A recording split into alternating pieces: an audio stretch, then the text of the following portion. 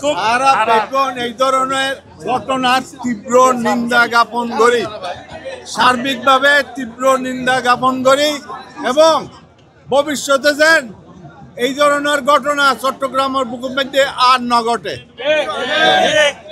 আমরা সকলে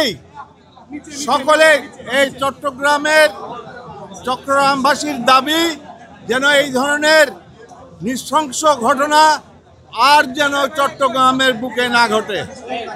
আজকে ইরশাদুল্লাহ গুলিবিদ্ধ হয়েছে, আজকে স্বেচ্ছাসেবক দলের শান্ত আজকে আশঙ্কাজনক অবস্থায় হাসপাতালে পড়ে আছে।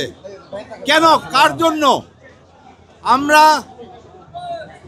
যারা নেতৃত্ব দিই আমরা গুলির সামনে যেতে রাজি আছি, কিন্তু গুপ্ত হত্যা এই দেশের মাটিতে একটার পর একটা ঘটবে, এটা কোনোভাবেই আমরা মেনে নিতে পারি না। তাই আমার ভাই নাজিম বলেছে কালকে ৩টার সময় প্রতিবাদ সভা হবে।